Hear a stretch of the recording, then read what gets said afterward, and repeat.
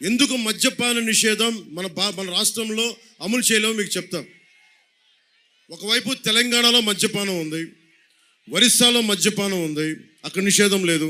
యానాంలో మద్యపాన నిషేధం లేదు, తమిళనాడులో మద్యపాన నిషేధం లేదు, మనకి ఛత్తీస్గఢ్లో మద్యపాన నిషేధం లేదు. ఇవన్నీ పక్కపక్కన బోర్డర్లు, సరిహద్దులు పంచుకొని మనం మద్యపానాన్ని సంపూర్ణంగా నిషేధించలేం. దాని బదులు నేను చెప్పింది ఏంటంటే, ఆడపడుచులు కోరుకుంటే మా గ్రామంలో మద్యాన్ని మనకి నిషేధించండి అంటే, గతంలో మనకు అన్నా హజారే గారు చెప్పినట్టుగా రేలేగావ్ సిద్ధి గ్రామంలో సంపూర్ణ మద్యాన్ని నిషేధించారు. అలా 70% మంది కోరుకుంటే, ఉదాహరణకి పోలవరంలో మనకు మందు వద్దు అనుకుందాం, మద్యం వద్దు, తాగటం అనేది స్వీయ నియంత్రణ. అలా 70% మంది ప్రజలు కోరుకుంటే అక్కడ సంపూర్ణంగా మద్యాన్ని నిషేధించాలనేదే జనసేన కానీ కూటమి ప్రభుత్వం తాలూకు అభిప్రాయం. అందుకనే మద్యాన్ని తిరిగి పాత ధరలకే తీసుకురావాలి. విషపూరితమైన మద్యం బ్రాండ్లు అందరినీ రద్దు చేసి, కల్తీ సారా ఎవడ చేసినా, కల్తీ సారా కానీ స్పూరియస్ లిక్కర్ కానీ ఎవరు తయారు చేసినా వాళ్ళ మీద గూండా యాక్ట్ ప్రకటిస్తాం. అలాంటి వాళ్ళ మీద పంచాయతీలకి దాదాపు 8,000 కోట్ల రూపాయలు జగన్ తీసేసుకున్నాడు పంచాయతీ నిధుల్ని. మేము వచ్చి ఆర్థిక సంఘం ఇచ్చిన నిధుల్ని నేరుగా కూటమి ప్రభుత్వం పంచాయతీలకే అందిస్తాం. పంచాయతీరాజ్ వ్యవస్థకి పూర్వ వైభవం కల్పిస్తాం. స్థానిక పాలనకు ఊతమిస్తాం. పంచాయతీరాజ్ ప్రాజెక్టుల ప్రతిపాదనల కోసం బడ్జెట్లో 5% కేటాయిస్తాం.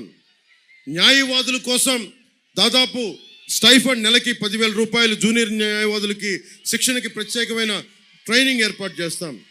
అగ్రిగోల్డ్ ఆస్తులు అమ్మి బాధితులకి న్యాయం జరిగేలా చర్యలు తీసుకుంటాం.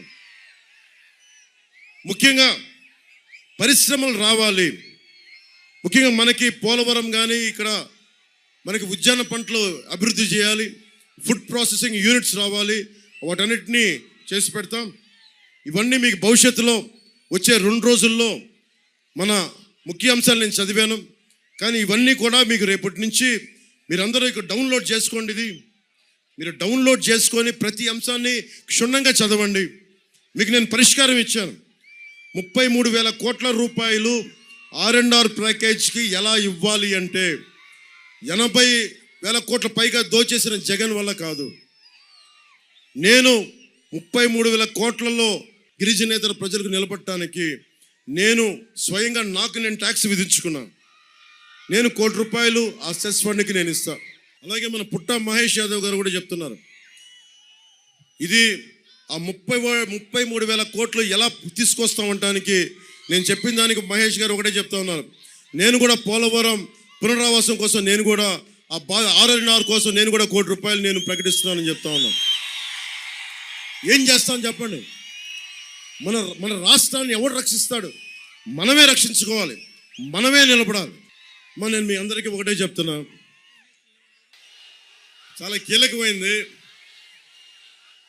ఈ తొక్కలో గవర్నమెంట్, అరటిపండు తొక్క గవర్నమెంట్ మన మీద చెత్త ట్యాక్స్ వేసింది. చెత్త ట్యాక్స్ని రద్దు చేస్తాం, రాగానే రద్దు చేస్తాం చెత్త ట్యాక్స్ని. భవన నిర్మాణ కార్మికుల సంక్షేమ నిధిని, ఆ బోర్డుని పునరుద్ధరిస్తాం. ముఠా కార్మికుల సంక్షేమానికి ప్రత్యేకమైన బోర్డు, అలాగే అసంఘటిత రంగ కార్మికులకి మనకి బీమాని పునరుద్ధరణ చేస్తాం. అలాగే రవాణా రంగం అందరికీ కూడా ఆ గ్రీన్ ట్యాక్స్ని తగ్గిస్తాం. జీవో 21 రద్దు చేసి ఆ ఫైన్ల భారాన్ని తగ్గిస్తాం. ప్రతి బ్యాడ్జ్ కలిగిన ప్రతి ఆటో డ్రైవర్కి, ట్యాక్సీ డ్రైవర్లకి, హెవీ లైసెన్స్ కలిగిన ప్రతి లారీ టిప్పర్ డ్రైవర్కి సంవత్సరానికి 15,000 రూపాయలు ఆర్థిక సాయం అందజేస్తాం. వారి బిడ్డలకు కూడా అండగా నిలబడతాం. మీకు రేపొద్దున మేడే ఏజెన్సీ టైగర్ అని కరాటో రాంబాబు గారికి ఎందుకు పేరు వచ్చి ఉంటుందంటే, ఈ తరంకి తెలియకపోవచ్చు, తూర్పుగోదావరి జిల్లాలో అమ్మ సీతమ్మ మాకు ఆకలేస్తుందని చెప్పి లంక నుంచి జోరు వర్షం కూడా అడిగితే, ఆ లంక నుంచి అడిగితే ఆవిడ అర్ధరాత్రి కూర్చొని అన్నం పెట్టేదంట మహాతల్లి డొక్కా సీతమ్మ. అలాగా రాంబాబు గారి దగ్గరికి అన్నా రాంబాబు మాకు అన్యాయం జరిగిపోయింది అన్న అంటే ఉన్న పళాను లేచి అందరికీ సాయం చేసిన వ్యక్తి. తల్లి పేరు మీద హాస్పిటల్స్ని వీటన్నిటిని వైద్యాన్ని అందజేయించిన వ్యక్తి. అలాంటి వ్యక్తి కమ్యూనిస్ట్ ఉద్యమంలో పాల్గొన్న నాయకులైన, స్టూడెంట్ దశలో అయిన కమ్యూనిస్ట్ ఉద్యమంలో పాల్గొన్న వ్యక్తి. రేపొద్దున మేడే మీ అందరికీ, భవన నిర్మాణ కార్మికులకి, రవాణా రంగ కార్మికులకి మీ అందరికీ నేను మేడే శుభాకాంక్షలు తెలియజేస్తున్నాను. సో అందుకనే ఇది గుర్తుండిపోయింది. నరేంద్ర మోదీ గారి నాయకత్వంలో కేంద్రం ఈ శ్రామ్ అనే ఒక పథకం ఉంది. బేసిక్ దాంట్లో మీరు కనుక ఎన్రోల్ చేసుకుంటే E-SHRAM, దీంట్లో దాదాపు అసంఘటిత కార్మికులు, వీధి వ్యాపారులు, సంఘటిత కార్మికులు మీరు కనుక ఈ పథకంలో మీరు ఎన్రోల్ చేసుకుంటే మీకు 2 లక్షల ప్రమాద బీమా ఉంటుంది. మీ పిల్లలకి సైకిల్ అందజేసే ఫెసిలిటీ ఒకటి ఉంది. మీ ఆడబిడ్డలకి కుట్టు మిషన్ అందించేది ఉంది.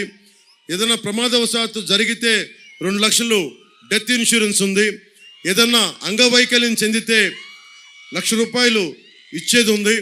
ఇది 16 సంవత్సరాల నుంచి 59 సంవత్సరాల వరకు ఉండే కోటి వీధి వ్యాపారులు, అసంఘటిత కార్మికులు, సంఘటిత కార్మికులకి ఈ పథకం పనిచేస్తుంది.